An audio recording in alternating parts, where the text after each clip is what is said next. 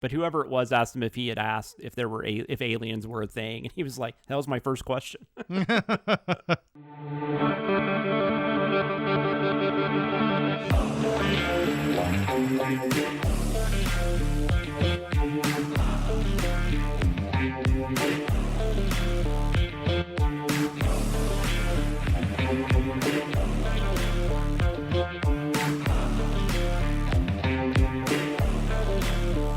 Welcome to Gold, Diamonds, and Death, a James Bond podcast. I'm your double host, Jonathan Watkins. I am a writer for all things under the Cinemasins brand name and a co-host of the Behind the Scenes podcast. Joining me each and every week for this endeavor, he is the co-founder of Cinemasins, co-host of the weekly podcast Regatopia, and he did once train as a fighter by getting in the rings with Komodo dragons.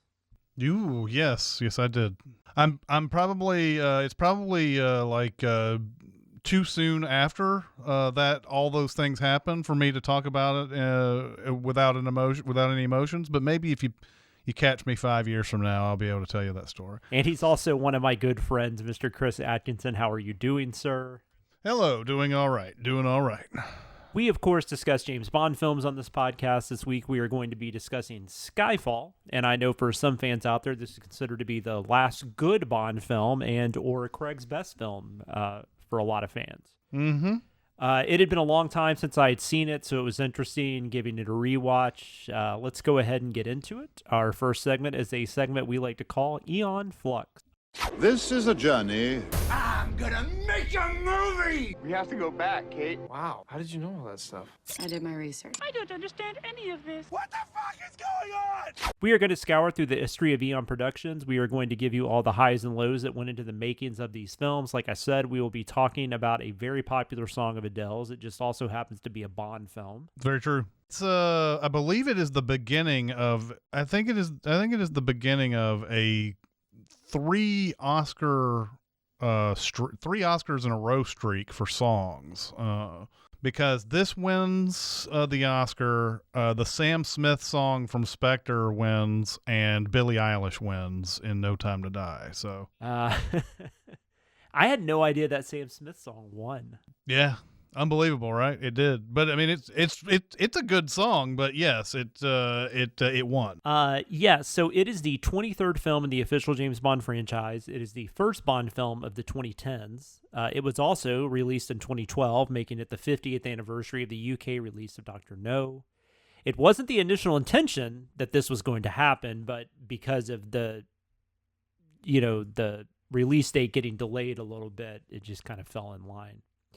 It premiered at the Royal Albert Hall on October 23rd, 2012. UK got it in wide release on October 26th. It released here in the US and Canada on November 9th of 2012. It had a worldwide gross of $1.1 billion on a budget listed between 150 and 200 million. At this time, it was the 14th film ever to cross $1 billion worldwide. It also became the 7th highest grossing film of all time worldwide. Yeah. Obviously, it's the highest-grossing James Bond film. Even with inflation, that is still the case. Thunderball would be a close second if you added inflation. It was a hit. People definitely went and watched this movie. Yes, they did, in droves. Domestically, it made $304 million. It finished 4th at the U.S. box office. I thought you might be able to guess the other three films that made more money. So it was what now? It was 4th? 2012. Well, I know that Harry Potter and the Deathly Hallows, I think, was one of those. Harry Potter did not have a film released in 2012. I mean, the Avengers is obviously the number one there, but yes, Avengers was number one. Yeah, that's what it is. It's so the Avengers was number one, and I'm trying to think of what else, because this was my last year and my last full year in movie theater. So one of them I can say is the first film in a new franchise, and then I guess one of them is technically the third film in a franchise, but you could say it was like the 7th live action film in that franchise, I guess. Oh, was it like, I don't know. Go ahead and say what they are, because I can't. Dark Knight Rises was number 2. That was the one I said was technically number 3 in the franchise, but it was the 7th live action. Actually, technically, I guess it was the 8th live action Batman film. Hunger Games was the other one. We started the Hunger Games franchise started that year. This also marks the beginning of Cinemasins. Yeah, that was December of 2012 is when we started, and then we did this one. We did Skyfall not too long after we first started. Studio felt a lot of pressure with this one after Quantum was not really received well. I mean, it made money, but no one seemed to like it.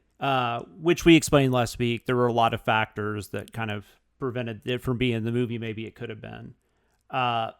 They were also really wanting to make sure they did something special since this was actually going to be released at the 50-year anniversary. They did start planning this in 2009, but then MGM, as we've talked about throughout almost this entire franchise, were having financial issues again. I believe they had just declared bankruptcy or they were about to. And so it took a while for them to actually have the funds to do anything with this. And that's when they decided, well, we'll just release it in 2012 because that'll be the 50th anniversary of the 1962 UK release of Dr. No. There was a rumor at one point that they were going to adapt a Bond novel that was written by someone other than Fleming, because I think I've mentioned this before, like a lot of authors have written Bond novels in the past. This was one written by a best-selling author named Jeffrey Deaver. If you do know him for anything, it's probably the Lincoln Rhymes series, which the movie The Bone Collector is based on. The Bone Collector is the first book in that series. They also had a TV show a few years ago. It only lasted a season. So he had written a novel called Carte Blanche, which I actually read back then because I was just reading Jeffrey Deaver novels frequently. I don't really read him anymore for whatever reason, but I don't remember much about it. But Eon has always denied that was even a thing. They decided on the title of Skyfall, since it's the name of Bond's childhood home, which also becomes the setting for the finale. And there's a lot of themes in here of, like, you know, going back to the past and stuff like that. So that's kind of where that's coming from. We got Sam Mendes as a director. If you are a fan of the auteur theory, you could argue this is the first auteur that's ever actually been invited to direct a Bond film. Like, I personally don't know if there's like a Sam Mendes style, though. I could be wrong, but like, yeah. I didn't really watch this movie looking for that, but there were some moments, especially with the scene where Rory Kinnear is talking to him during the evaluations that he goes through. That's very Sam Mendes. If you think about like American Beauty, and things of that nature, but there were some flourishes in there, and I think just like any big studio movie, you can put somebody in. I mean, a big studio movie with people who are generally considered the bosses or showrunners of a franchise. When a director like this comes in, I'm sure he has some power, but I don't know how much power he has still, even with all that. Yeah. Because it's kind of like when Marvel gets a Sam Raimi or something like that. You see some touches that Sam Raimi puts into like Spider-Man and things like that. You can see every once in a while the studio's like, okay, do your Sam Raimi stuff. But for the rest of it, they're like, just make the movie that we want you to make, and it seems like what happens most of the time. So yeah, there are moments in here that I could say, yeah, I've seen that in other Sam Mendes movies, but you're right. I don't know if there's like a. I mean, maybe, and I'll be honest. I haven't I've seen most of his stuff, but I haven't like revisited it. So other than maybe I've seen American Beauty probably a handful of times, and there's a couple of his movies I've never seen. But I didn't remember that he did Jarhead. I did not remember that at all. Yeah. Well, and you're a big Road to Perdition person, right? I like it, but I haven't seen it in a minute either. But I've seen it a handful of times. Yeah, too. He did a movie. He did Away We Go, and he did. That's one. That was one of his like small pictures, and Revolutionary Road, which I didn't like too much. Michael Shannon's in it. I mean, Michael Shannon got nominated for an Oscar for it. He's really good, but like DiCaprio and Winslet, it seems like they're kind of like trying to recreate Like, hey, you remember these two people from Titanic? Well, now they're in this horrible love story or whatever. But I don't know. I'm almost positive I've seen that, but I don't remember much about it. Although I also get it. There was another movie that came out around that same time that had like a similar title. I think Joaquin Phoenix was in it. Maybe, I don't know. It doesn't matter. Resurrection Road or something like. I don't know. Yeah. But anyways, yeah. So he did say, though, Mendes said a couple things about that. He said he was hesitant to do it because he felt like he didn't really know. Like he always assumed that was more like a work by committee, which I guess it kind of is. But Daniel Craig really wanted him. Daniel Craig worked with him on Road to Perdition. Really liked him. Oh, and also, also got to mention 1917 in this too. That was of course. That was his last. That's the last one that I remember him doing, but he may have done something since. I'm not sure. I don't know that he has. I mean, that was only a few years ago. Yeah, don't know. That's another thing. He doesn't like come out with a movie every 2 years either. So he did something, I guess, called Empire of Light, which I didn't see. It's got a. Oh, of course. That was the one. That was last year. That was like an Oscar Beatty thing that did not go over well, but it was basically like the Fabelmans and Armageddon Time, where it was about Olivia Colman's character, but I think that was supposed to be like a representation of his mother. And she's like, it's like set, I think, in 1980. A lot of it takes place at this theater. Yeah, I never saw it. I have not watched it.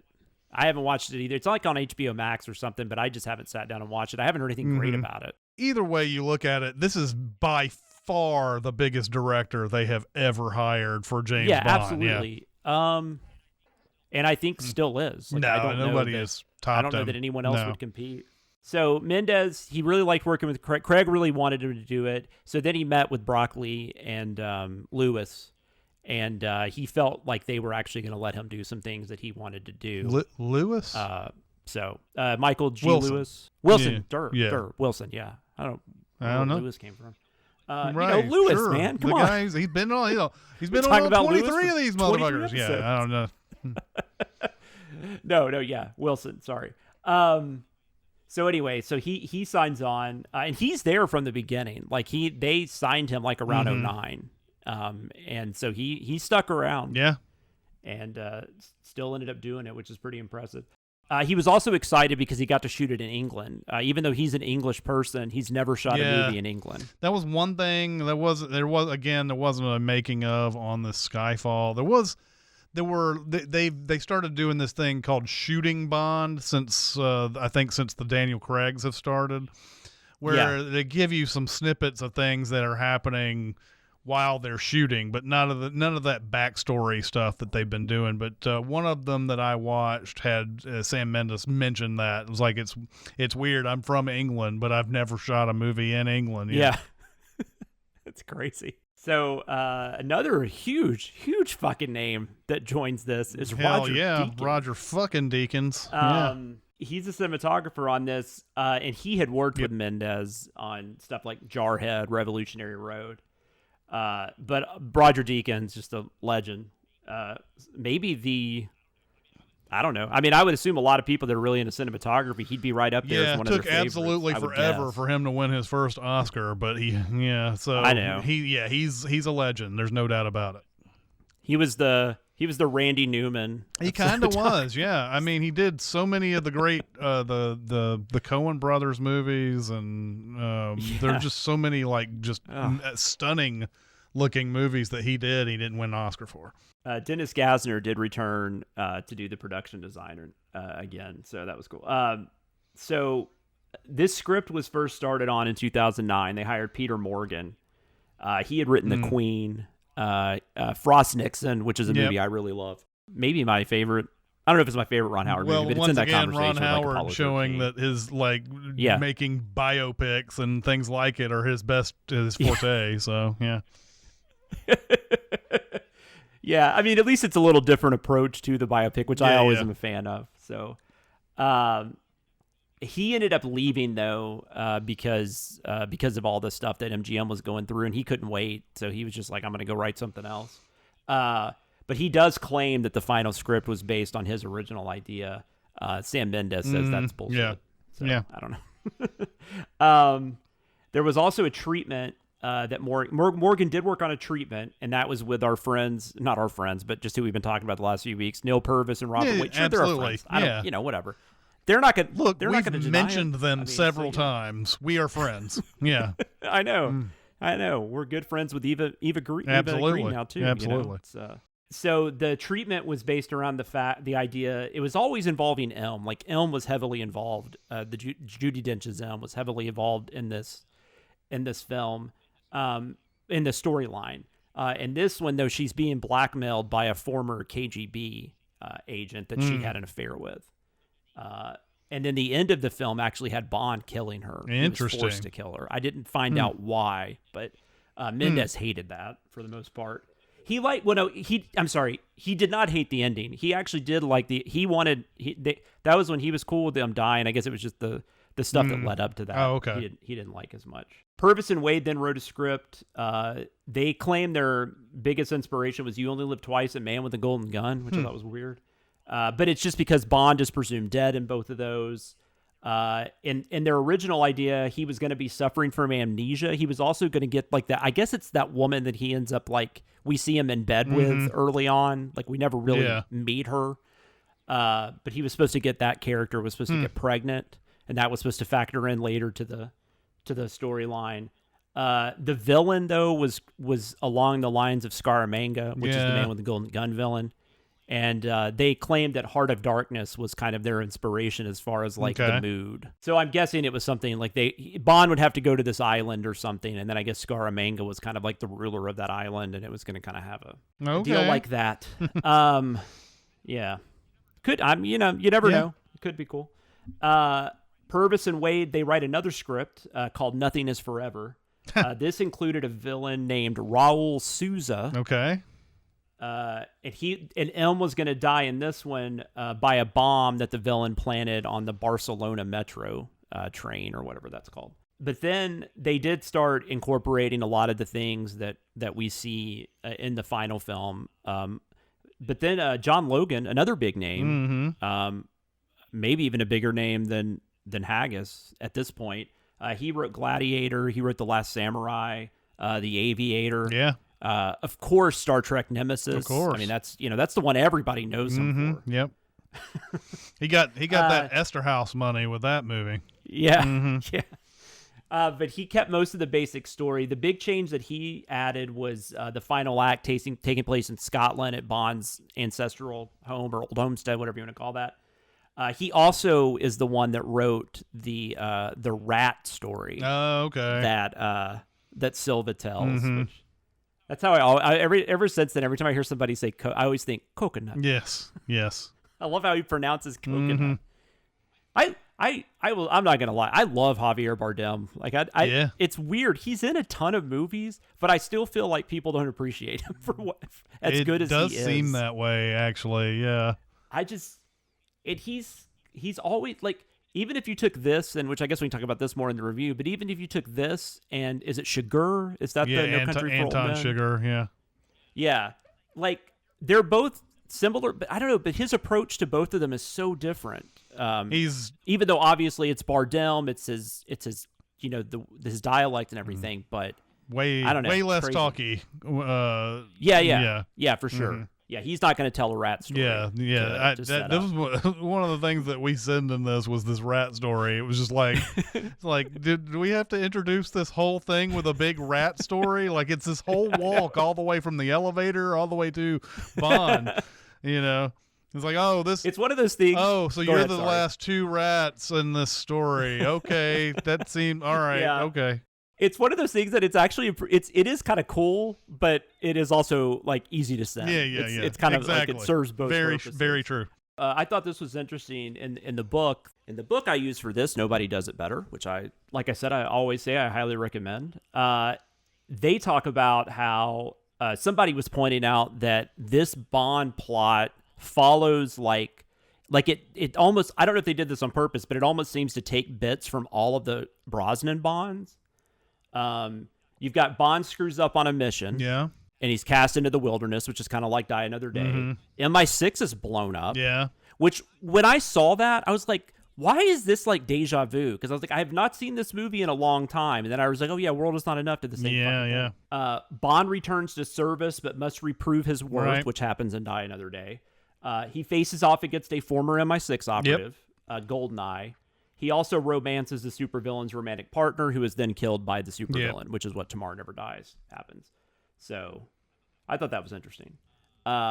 It's also interesting, too, that the Dame Judi Dench's character, M, she, in a way, becomes the Bond girl.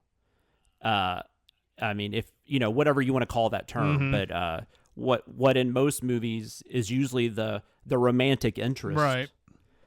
She kind of takes that spot, and so it's kind of more of this like almost like mother-son relationship, which is pretty fascinating. And I feel like the one thing Quantum and Casino Royale did that kind of paid off in the story was I felt like they built that up. And then you kind of have it. It does make it a little more. It hits a little harder, I think, with that kind of stuff.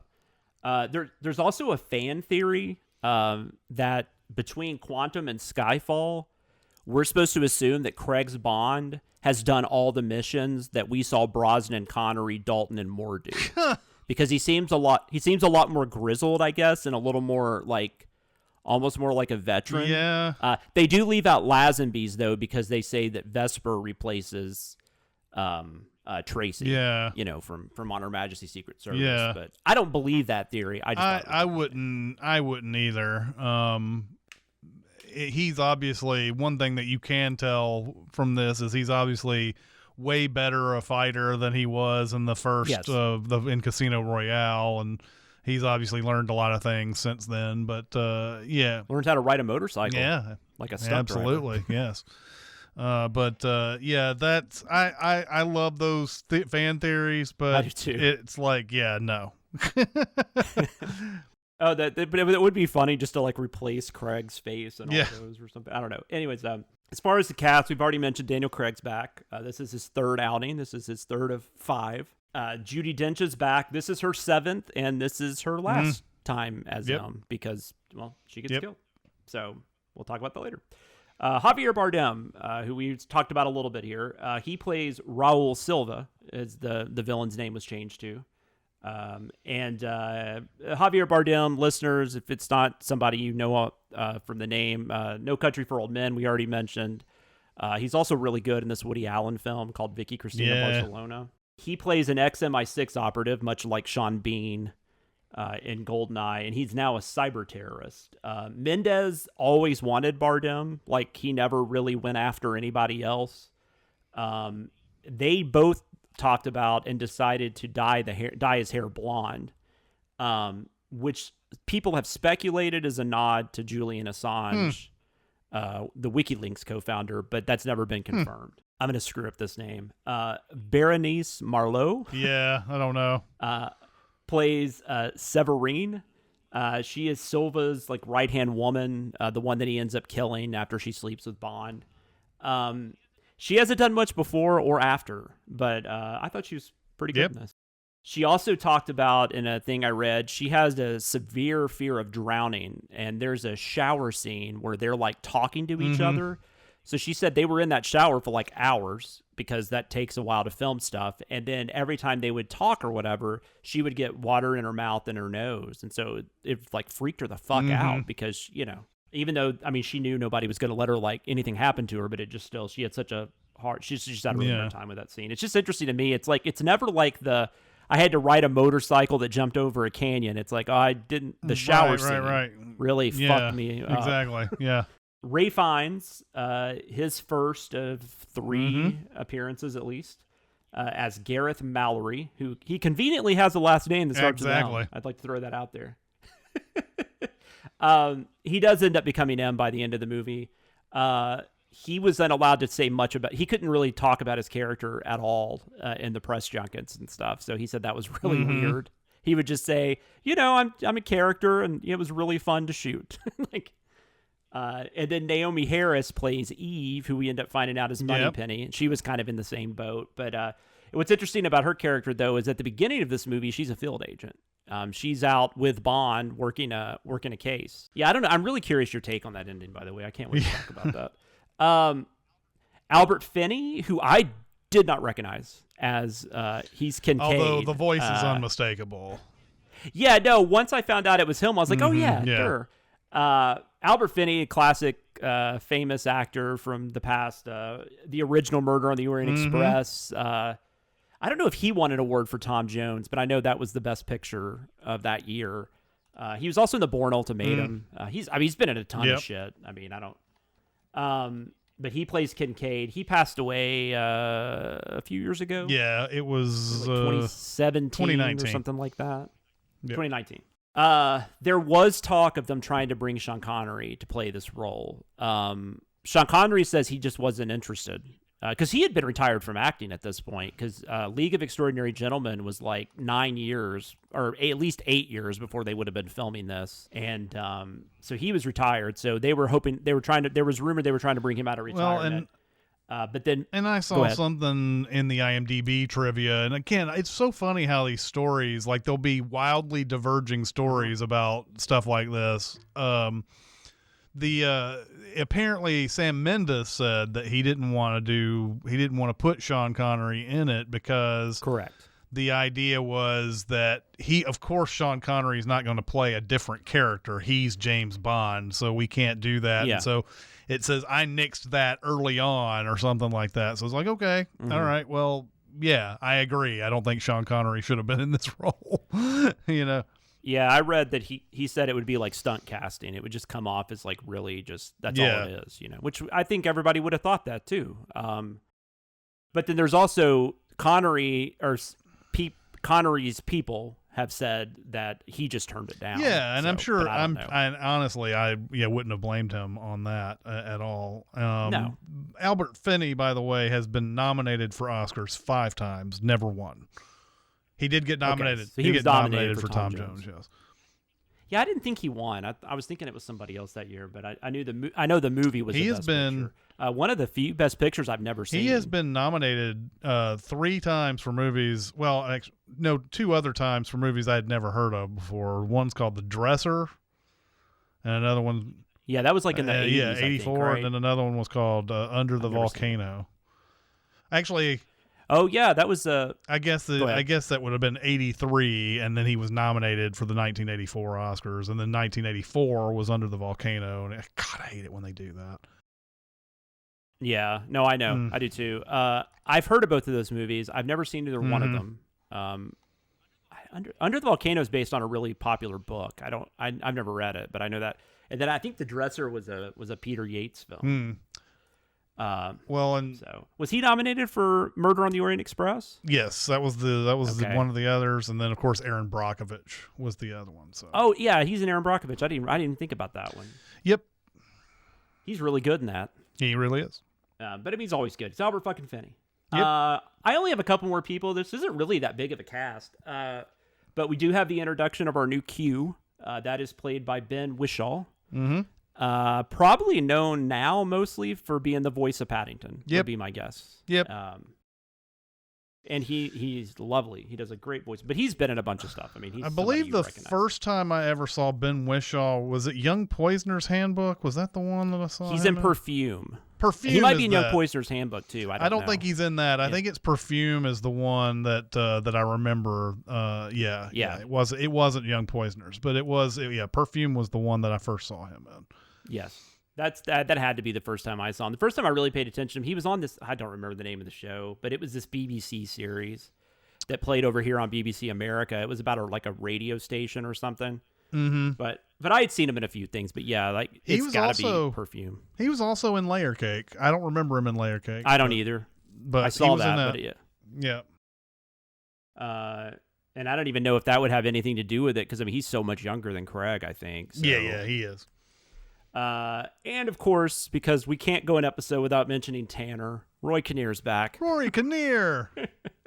I think he gets even more screen time in this movie. He does. He keeps like each movie, he gets a little more. Mm-hmm. To the point where it almost feels like he has his own storyline. Kind of, yeah. In the last one. Yeah.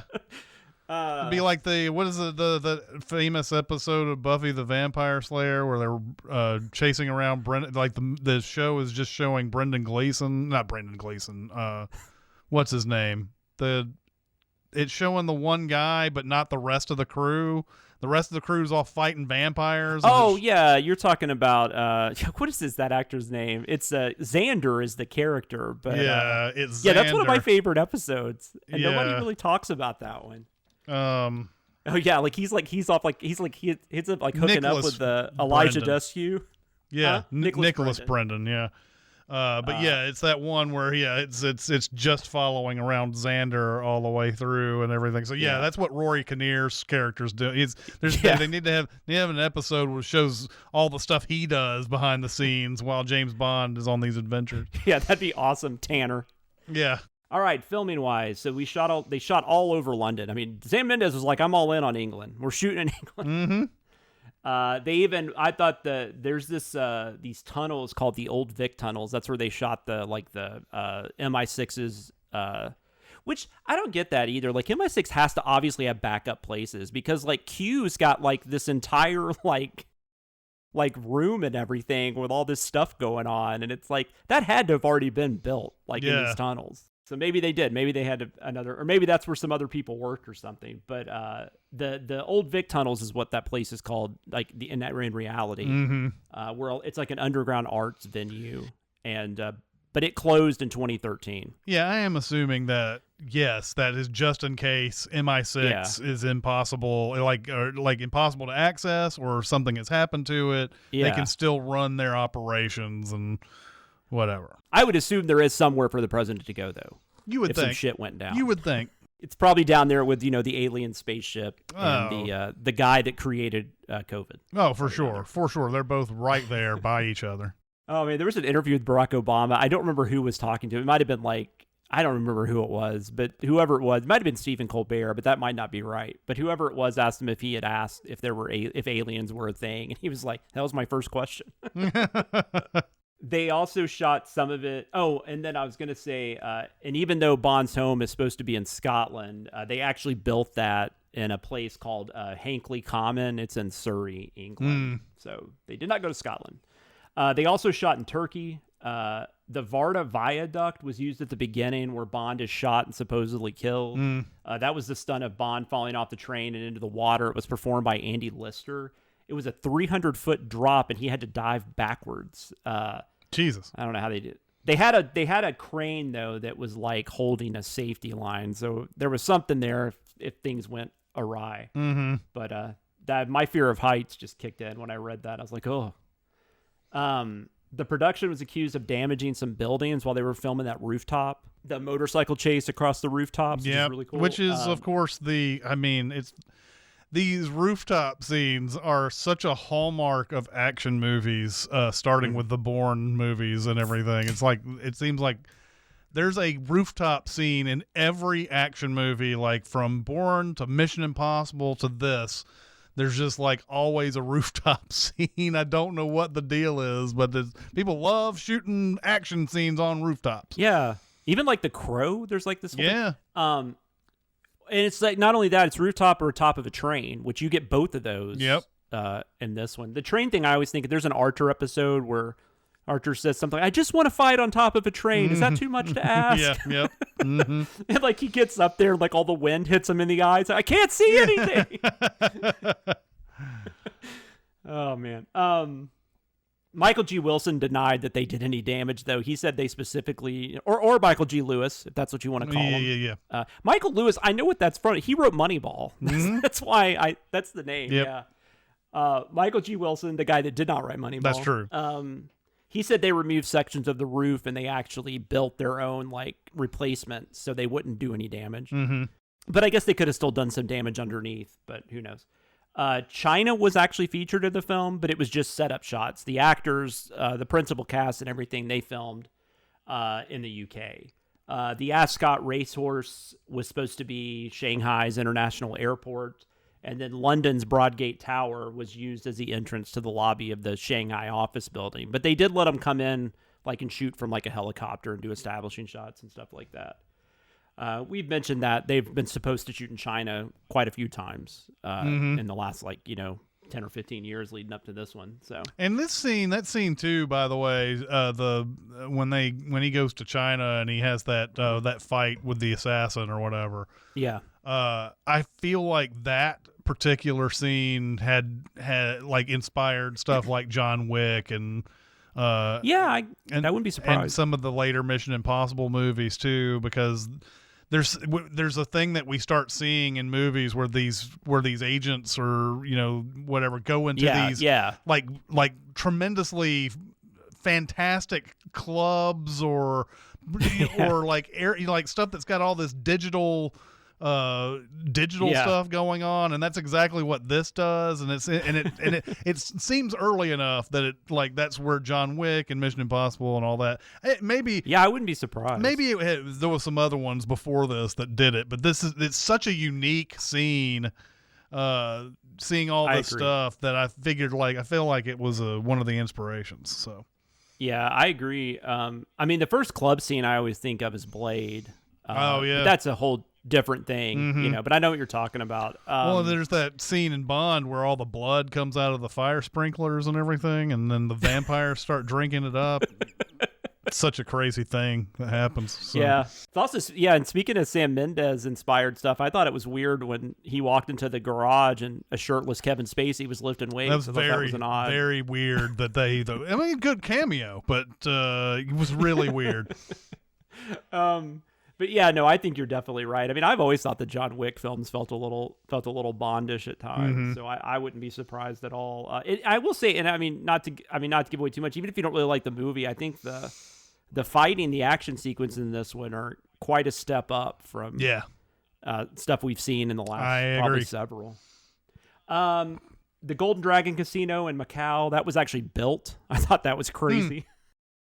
It consisted of 300 floating lanterns and 2 30-foot high dragon heads. I mean, it's like almost like they were like, we've got Roger Deakins shooting this, so let's put all the coolest shit we can possibly put in for him to shoot. So that's what it. But I assumed that was a real place. I had no idea they built that same place. thing. It's like a Rear Window where they built the apartment complex. Yeah.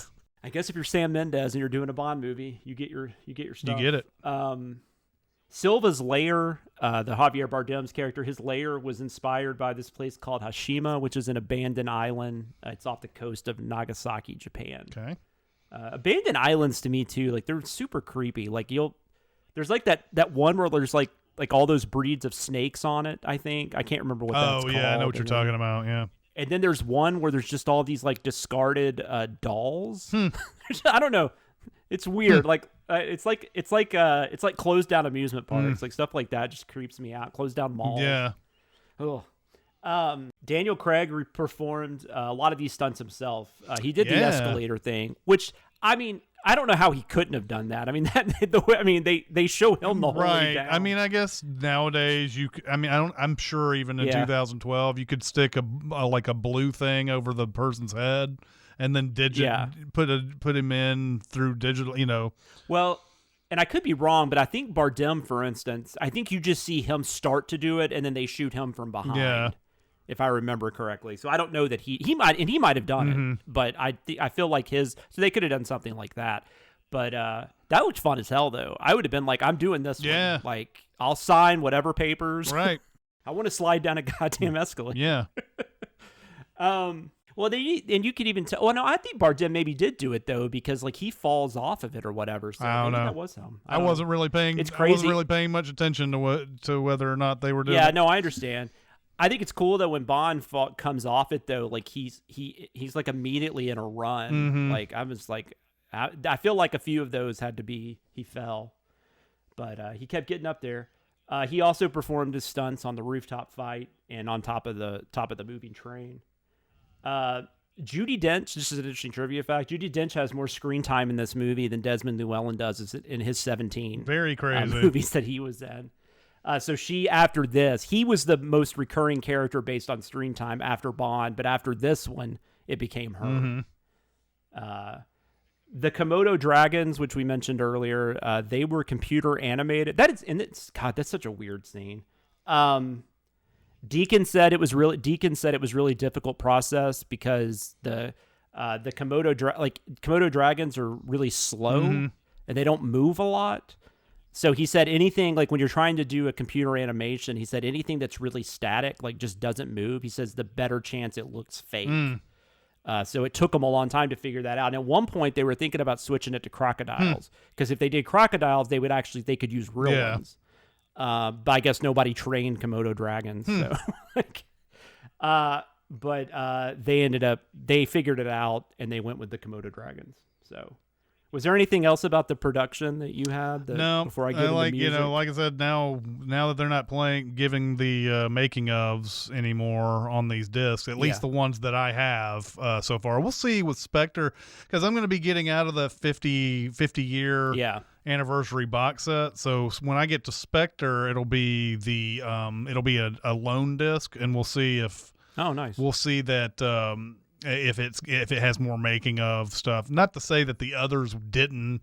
They just left them off of those for some reason. Yeah. I'm for some reason I feel like they did something different with those movies in the box set than they did in the individual packaging, and I'm not sure. Anyway, we'll see with Spectre, but I didn't really see much with this one. They, like I said, they do have the shooting Bond thing, but that was like an hour long and did not have time to watch that. So, I understand. So music-wise, Thomas Newman comes on to do the score this time. He replaces David Arnold. He had worked with Mendez on basically all of his films previous to this. He also scored The Player. Yeah, he also gets nominated for this, Thomas Newman. I, to be quite honest, even though I feel like Thomas Newman is one of those composers that you just hear his stuff and you're like, I know who that is. I didn't really feel like the score in this movie didn't really stand out to me all that much. I agree. So, no, I totally agree. Especially when you compare it to like Shawshank or The Player or even like he did American Beauty, right? I just don't get most of Mendez's films. Yeah. And then I thought this was interesting. I mean, we haven't really ever talked about the individual, the individual music people in the music department. But Daniel Watkins had been one of the trumpet players. No relation to me, unfortunately, that I know of. He had been one of the original trumpet players. He had played in every Bond film since Dr. No, and this was his last. That's crazy. Yeah, he did all 23 of the main films. The film's theme was co-written by and recorded by Adele. Song was nominated for it, won the Academy Award. We already mentioned that. It was the first Bond song to win, which is interesting that they win 3 in a row after that. I mean, well, not 3 years in a row, but it was the fourth to be nominated, and it was the first one to win. Daniel Kleinman is back to do the opening credits. He did Casino Royale, and then they brought in somebody else for Quantum of Solace. I think it's pretty damn apparent that he's back for Skyfall. Yeah. Although he does actually use some women and stuff in this one, which makes a little bit more sense, but it's still not the traditional silhouette. It still feels like they're still in the what they started with Casino Royale, but they're adding a few more classic elements to it. So yeah, it's a really one of the more memorable title screens, I would think, title sequences, I would think, of the Bond films. A lot of that had to do with that the song is a lot of people's favorite. So reception-wise, it was almost. I mean, it was praised. I mean, it got really good reviews. I think it was like a 94% on Rotten Tomato. So one of the best reviewed Bond films, if not the best reviewed Bond film. Mostly, it was mentioned. Mendez got a lot of mentions. Craig, Bardem, and Dench. Obviously, a lot of people liked them. Dench, especially, a lot of reviews revolved around the idea that she finally had something to do. Yep. And then the action sequences. A lot of people like those. Roger Ebert actually gave this 4 stars out of 4 stars. He called it a celebration of a beloved cultural icon. It did get some negative reviews. Most of the negative stuff was around the runtime. It's almost 2.5 hours. Yeah.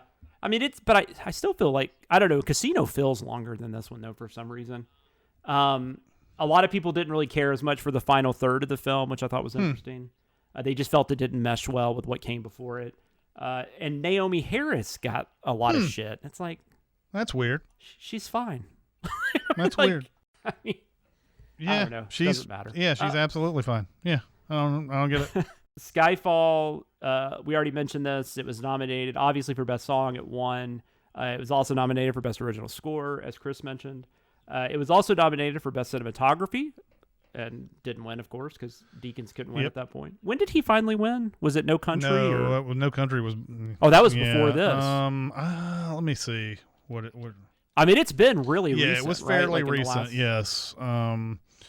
Let's see. He has now won 2 Oscars. But his first one... Come on. So he won for Blade Runner 2049. Was his first one, and then 1917 he won. Oh, of course, of course. And both of those are well deserved. At least it's not like a Cinema Woman or something. You know, right. It's like, it was also nominated for Best Sound Mixing. The only award it won that year, though, was I think it won. Did it? It won the sound mixing too, right? This movie's won 2 Oscars, I think. No, I might have read that wrong. It's the 85th Academy Awards. I know that. Yes, sound editing. It won Best Sound Editing. Yeah. Okay. Well, I'm glad you knew that because Okay, so sorry. It won 2 out of 4. It won Best Sound Mixing or Sound Editing and Original Song. And that's really all I have on the behind the scenes. So if there's nothing you have. Nope. So now we're going to move over to our next segment, which we call A Review to a Kill. I've got you in my sights. Get the fuck out of my sight before I demolish you. What we've got here is failure to communicate. There's no need to shout. I'm not shouting. Why don't you stop your whining and get on with it? I've heard this shit before. We are going to give you our thoughts on whatever film we are discussing this week. This week we are discussing Skyfall. Real quick, before Chris starts talking about why he wants to have sex with this movie. Quick synopsis. James Bond's loyalty to M is tested when her past comes back to haunt her. When MI6 comes under attack, 007 must track down and destroy the threat, no matter how personal the cost.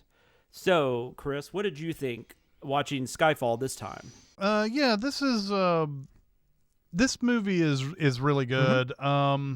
It's one of those. I think it has.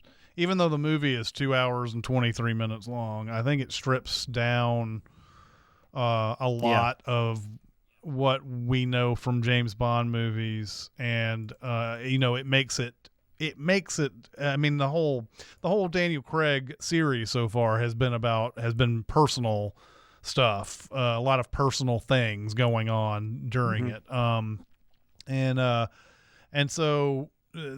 So now he, the fact that he's an orphan and that this the main villain is someone who wants to antagonize M, and there's more personal stuff in this one than you see in most James Bond movies, which usually there's somebody who is trying to take over the world or take over the world's supply of X, and they're doing this to get it, and blah blah blah. It's completely different in this case, but the only thing, and this is one of those, it's hard to criticize a Bond movie for being ludicrous, because that's what they are.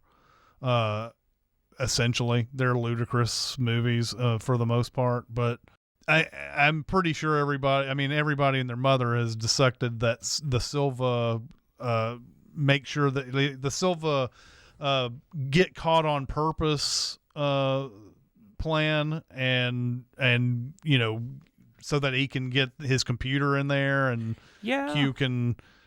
That's one of those scenes that you watch till the end and you're like, there's just so many things that have to go right for this plan to work. Why would you ever try this? Like, I guess you're at a point, if you're Silva, where you want to get revenge on M. This is the best way you can think of how to do it. But man, there's so many things that have to go right for this to happen. You sit there and from the moment Bond kills the assassin and gets that coin that he changes in, to the point where we see Silva break out of the prison, and he goes through the tube. Everybody got upset at us for calling the tube the subway. Goes through the tube, and he has that explosion where the train crashes through, and And then he ends up at that hearing where M is and all that. And like, yes, I'm sure that the plan is significantly different if none of those things happen. Like there's still the end game on that is still to kill M by the end of it. And but it just seems like there's too many things that go right for him to even consider this plan. And not to mention, of course, we all know that, I guess we don't all know, but I'm pretty sure that I think that this movie was inspired by Dark Knight and Dark Knight Rises and Christopher Nolan's treatment of something like this, which is like a big popcorn movie, but making it more than just a popcorn movie and whatever. So like the Dark Knight does the same thing with Joker, and it's got, he gets captured on purpose and all of that.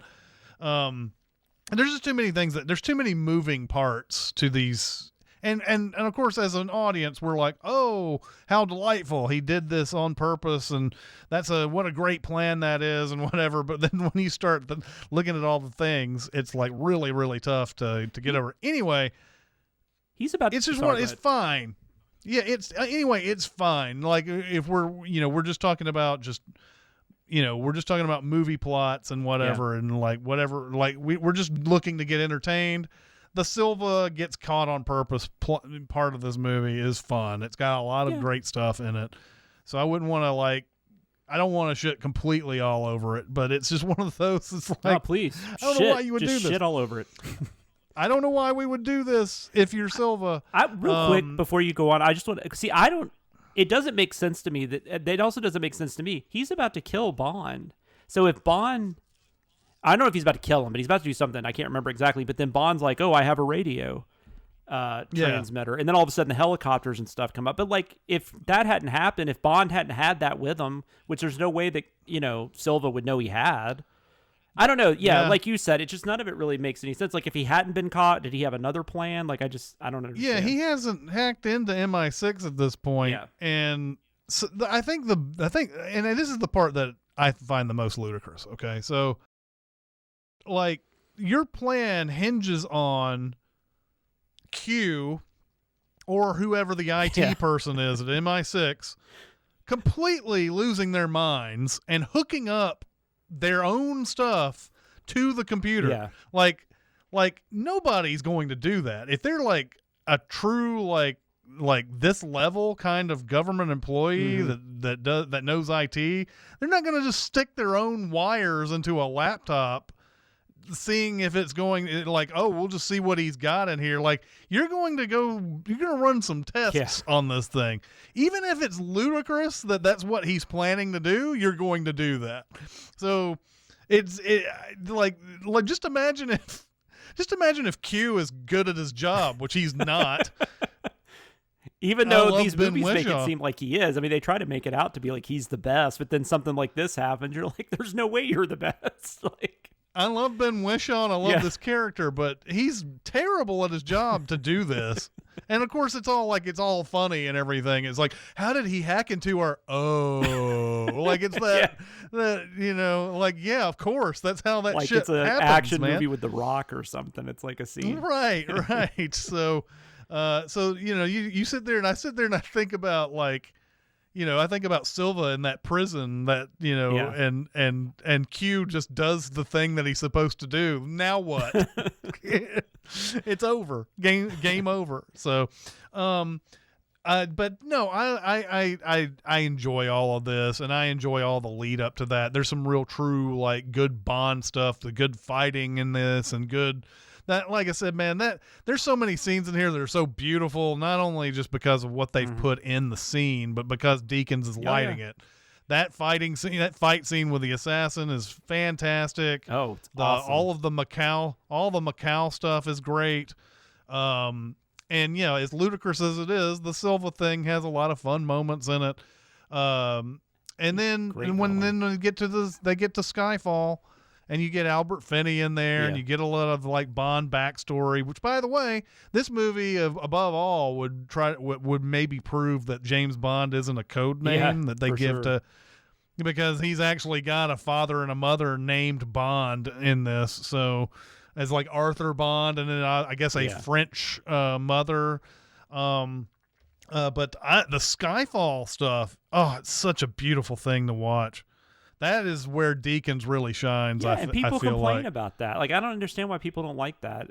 I don't know. And I love too. I think it's a little bit too simple.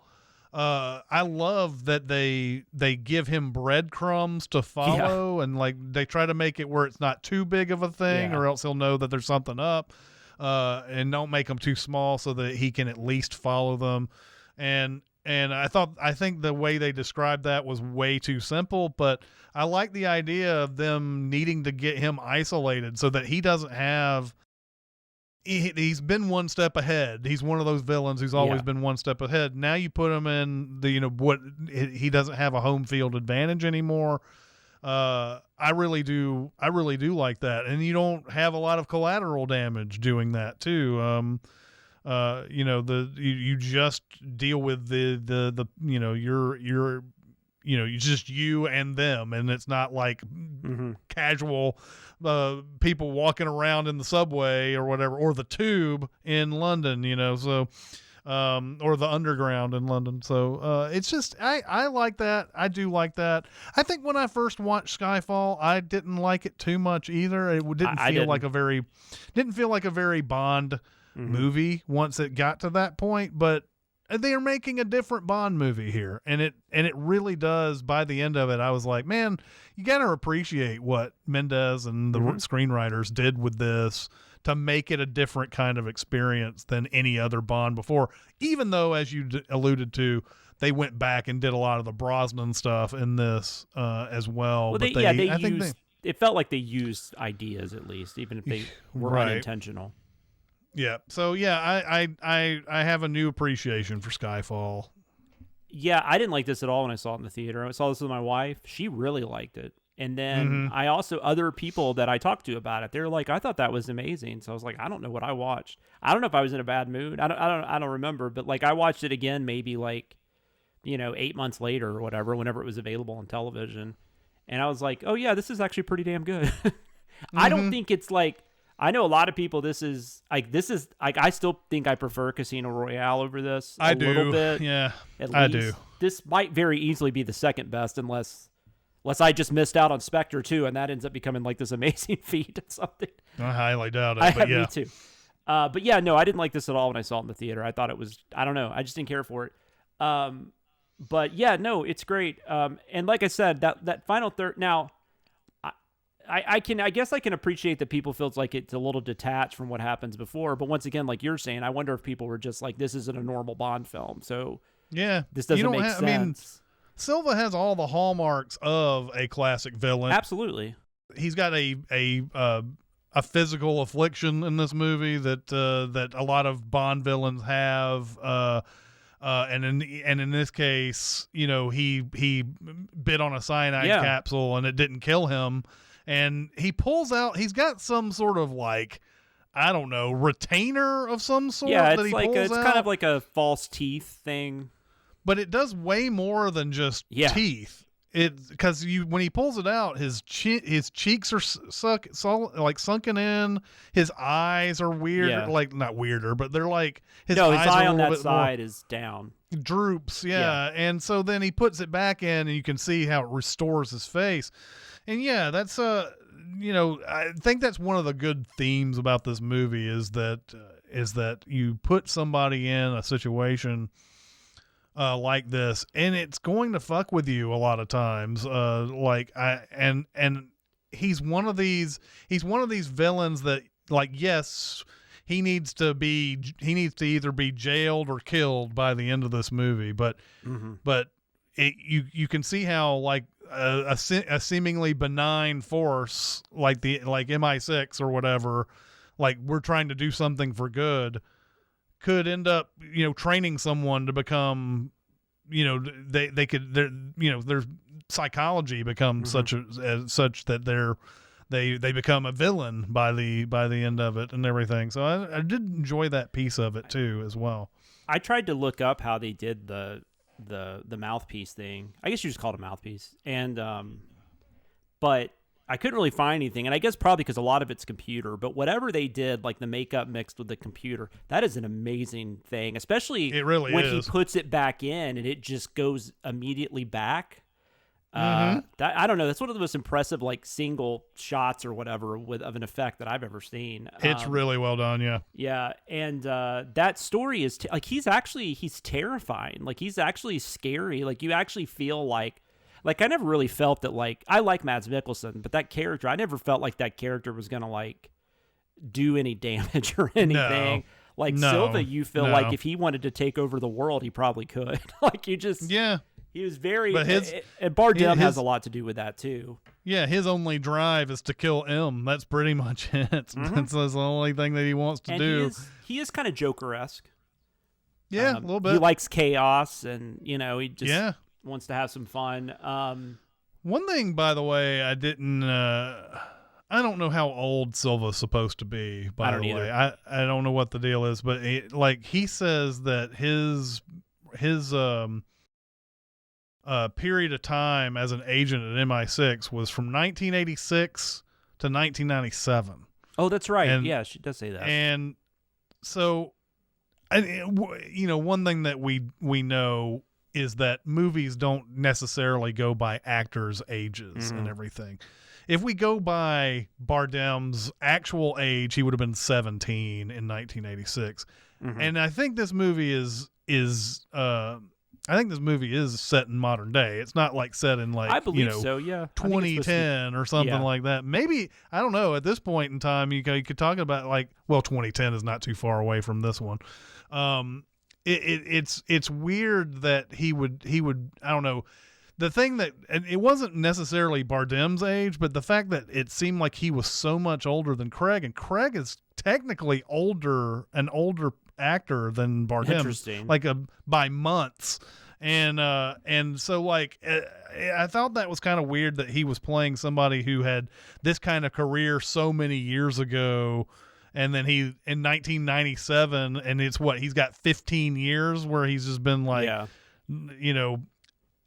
meanwhile James Bond has been working in like getting his he just became a 00 not too long ago. If we went by when the movies came out, it took 6 years. It was 6 years ago that he became a 00. Who knows how long he's been before that? He was something else. I don't know, but it's weird to have that kind of career from 86 to 97. I wondered why they picked those years out of all of them. Yeah. It would have made more sense to make it a little bit further modern day, but that's true. So yeah. I don't know. I don't know. Yeah, I don't know why they did that, but he's really good. He's one of the better villains I think that we've had in this franchise in quite a while. Yeah.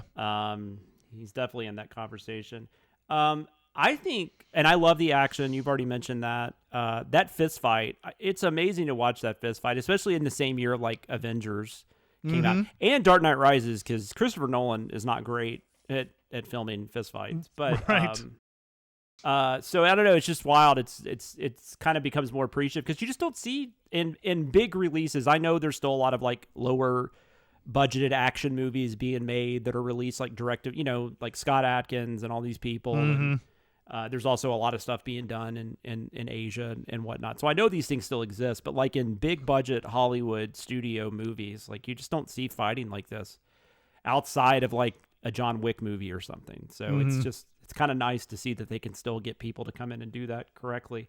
I love the motorcycle chase. The whole opening I really enjoy. I'm still with you. I think it's great. Yeah. I think the Casino Royale opening is just because it's so, I just like how stripped down it is.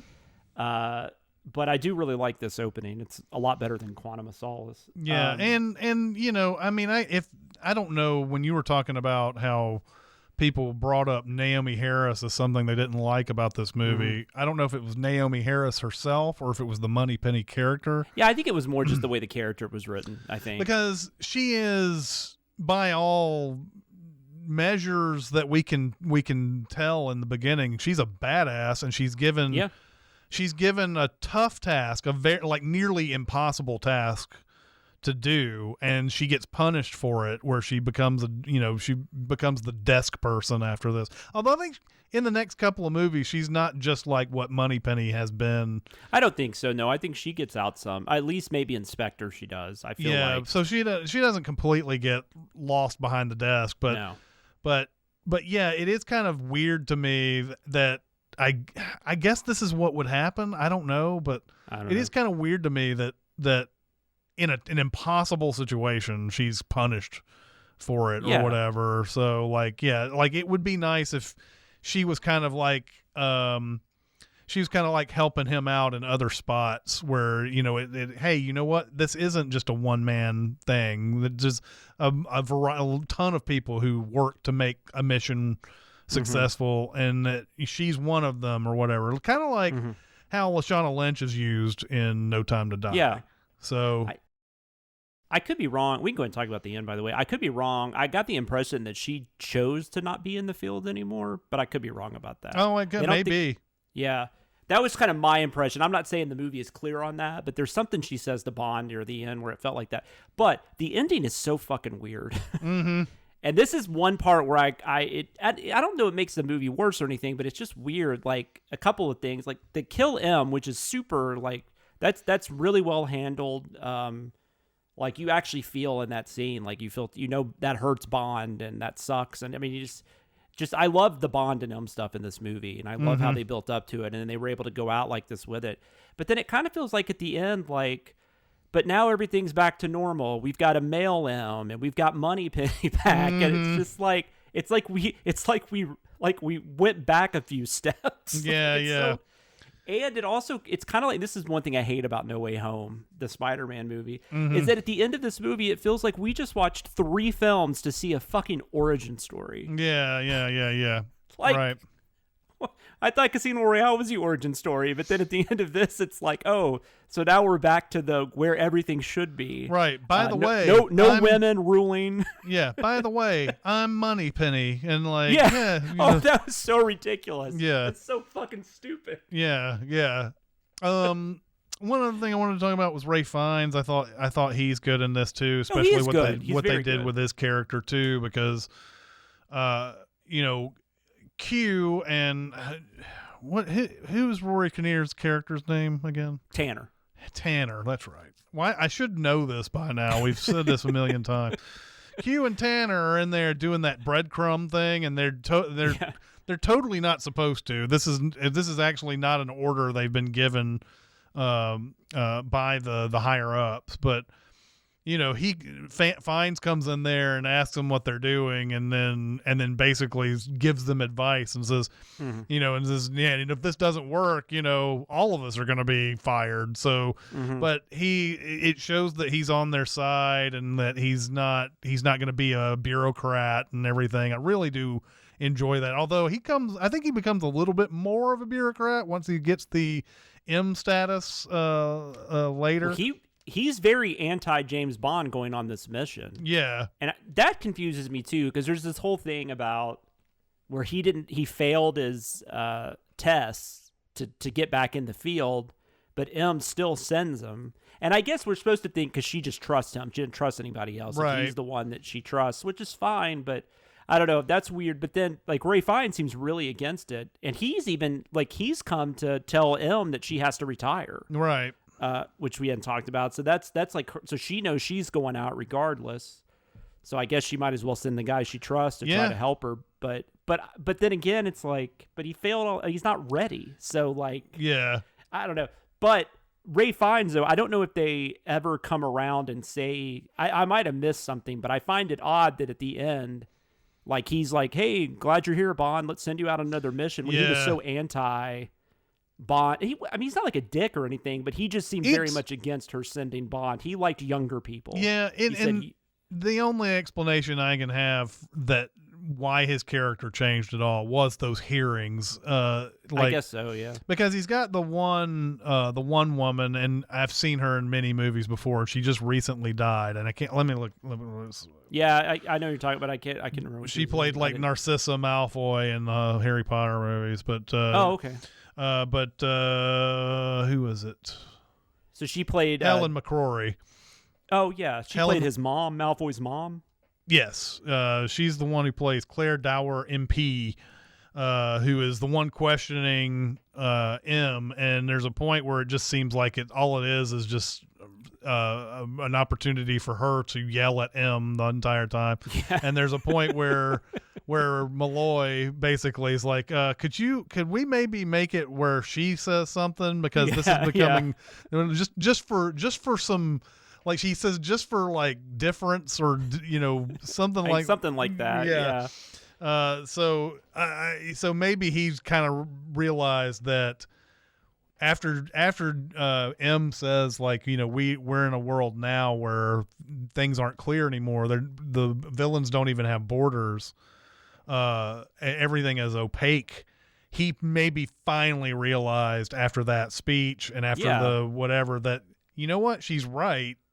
It's not really as easy as it once was. There's not people just working for certain countries, and you can, put pressure on countries about these guys anymore, or these villains anymore. You have to find them out there in the ether, and it's really hard to do. So yeah, that's an interesting thing that the movie explores. Like, I like that what you're talking about, because he does say that, like, he feels like with the technological advances and all that kind of stuff, they don't need these like assassins, basically. Like they can do this differently now. Like, I don't know what exactly he's expecting to do. I know he mentions youth a bunch of times, like we need to bring in more youth. Yeah.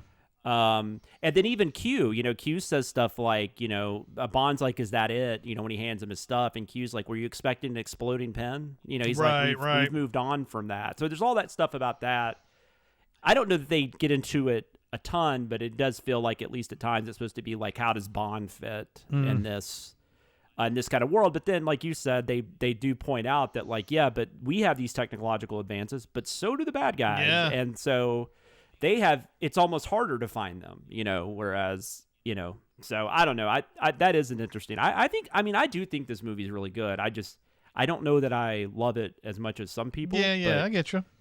And I think the end is so weird. Like, it seriously feels like, we've got a man running it now. We're back to what it should and maybe be. you should have maybe you should do a funeral you should show the funeral for M. Yeah, something. And like just kind of make that the ending, and not this whole like, for some reason I can't remember what sketch show this was, but there's like a sketch where this man and woman are in a spaceship, and they're like we're headed towards this blue-green planet or whatever. It's like, oh yeah, by the way, what's your name? He's like, my name's Adam, and she's like, Eve.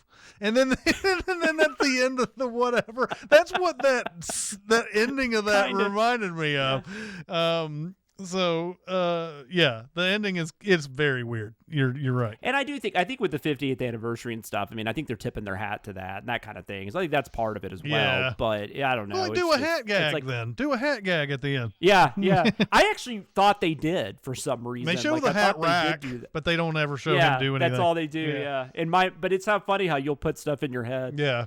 And I'm sure I'm just thinking of another Bond film. But anyways, yeah, this is a really good Bond film. This is and from what I remember, this will probably be, I guess I don't want to give away. It's the second best Craig film, at least now, and I'm pretty sure it's going to stay that way. For me. Yep. I know No Time to Die's got a lot of fans though, so I'm sure there are people out there, and I'm sure Spectre's got its fan base. They all do. Yep. You don't understand why Quantum of Solace is the best. Mm-hmm.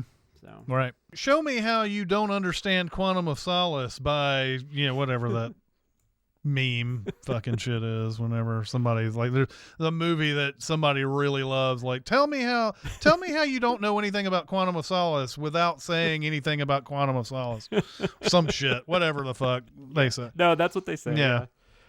All right, so now we'll just do our rankings really quick. We're going to rank this film in 4 categories. We're still leaving out the gadgets because, that, I guess, kind of becoming a little more of a thing, but still not really a thing in this one.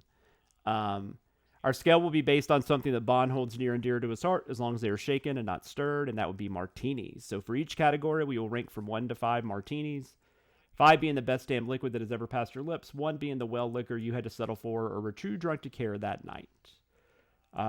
So Chris, what would you rate like the story overall feeling toward the movie? Yeah, I'm gonna give this a 4 out of 5. I just think they did so many cool things with the characters here, and the it seems like they really did something different with this that, you know, didn't require to have this super villain who's looking to control something of some sort in the world. He just wants revenge, and I think that's a really cool thing. So yeah, I give this a 4 out of 5. Same, all the same reasons you said too. And like it's weird because like I don't know, like I can't. I mean, I've mentioned the ending's kind of weird, and I don't even think it's too long, but I don't know. It's not a 5. I don't know why it's not, but it just isn't for me. The Bond, Craig, what do you think of him in this? Absolutely fantastic in this. I'm going to give him a 5 out of 5 in this movie. So many different things that he has to deal with, character wise. I mean, you see him after the opening sequence. He's on that island, whatever resort or whatever, and he's definitely like depressed and you know, even though he has a life that a lot of us would be like, hell yeah, let's go down on the island and like bang hot girls and like, you know, and drink alcohol. And apparently his drug evaluation saw that he had substances in it. Like he must have been doing cocaine. Yeah, they don't really talk about it after he must have done cocaine while he was down there. Anyway, he's definitely not in a good place. But then seeing him face his past and going back to his original family home and you know, this was a really touchy subject in Casino Royale when Eva Green brought it up. You know, the whole thing being an orphan, and then he comes back here and faces it and everything. I really do think Craig has to do some pretty good lifting in this one, so I'll give him a 5 out of 5. No, I give him a 5 too. I think even though I prefer probably Casino Royale as a movie, I think this is Craig's best performance so far. He's really good. So the villain, which is pretty much just Silva. We don't really there's have no other like, and he's very effective. I'm just gonna give him a 4. I once again I don't know why I'm not giving him a 5, but he just feels like a 4. But I think he's a very interesting villain. I mean, I think Bardem makes him better than maybe he is on the page. Because he makes, like you said, that rat story, the fact that we have to hear all that, I mean, it's kind of silly, but Bardem actually is able to make it at least interesting, I guess. You know, and then all his stuff, like even when he's in the jail and he's pulling his thing out and he's giving a bunch of speeches there. I mean, Bardem makes it work, so I'm going to give him a 4. Yeah, and I forgot also, I guess the assassin guy would also be a part of that. Oh, that's true. Yeah. Yeah, that's very forgettable, though. That's why we forgot that. But yeah, there is an assassin. Is it Patrice, the guy? It's Ola Rapace or Rapace. Yeah, I did not mention him in the cast. I forgot to. Yeah, I mean, he's kind of forgettable because he doesn't, I don't know if he even has a line in this movie. I'm not sure if he does. Can't remember if he has a line, unfortunately, but seems to be good at what he does. Yeah, I mean, Silva himself, I'm really be forced to give him a 4 too. He's basically a 5 villain with the acting pedigree that's here. But yeah, I still think that he would have come up with a better plan than he did than to get caught on purpose and all of the things that have to go well for that to work. So, you know, there's stuff like that. And, so yeah, I mean, I give him a 4 out of 5. He doesn't get a chance to do much else other than that big prison break thing. I mean, he gets to, you know, he leads that whatever is it a helicopter or whatever assault at the end, but like, you know, it's I don't know, there's like one thing missing from it being a complete 5. I agree on that. Yeah, I agree. The Bond song. What do you think of that? Skyfall. Yeah. Which I forgot to mention. It's the first, at least in the Craig films, it's the first one that actually is the title of the movie. Yeah, too. yeah. I gotta give this a 5 out of 5. See, this is just really well done. Really well. This song is awesome. It is. It is. Yeah, it really is. It's not like one I think to listen to or anything, but every time I hear it, I'm just like, oh yeah, this is pretty powerful. So I give it a 5. I mean, it's a really well written song. Sometimes things are just what they are. They're popular for a good reason. I don't know if I've given other songs 5s. I think you gave the may Chris have given Cornell the Chris one. Cornell a 5. I think that's the only one. And I probably gave Goldfinger 5 out of 5. You might have given Goldfinger 5. I can't remember, or maybe like a 4.5 or something. Yeah, I'd have to go back and listen. But I mean, those were all in the same class. And then you also Live and Let Die would also be up there too. Oh yeah, it's up there. You also really gave. I think you gave a 5 to Man with the Golden Gun. Yeah, absolutely. That song is in heavy rotation. It's the Man with the Golden Gun. There is in heavy rotation. Yep. Well, thank you all for joining us this week. We hope you will join us again next week. We will be talking about Spectre. Yeah, Spectre.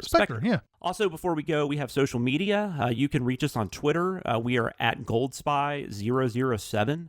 You can also reach out to me directly on Twitter. I am at SamLoomis13. You can email us at golddiamonddeath007@gmail.com. And if you like this podcast and other things under the Cinemasins brand, we also have a Patreon you can join at patreon.com/Cinemasins. And if you have a second to leave us a 5-star review at your podcast listening app of choice, we would appreciate it. Until then, keep the martinis dry and shaken, the Baccarat shoe moving, and the Aston Martin fully gassed. This is Chris Atkinson and Jonathan Watkins signing off, and we will see you next mission.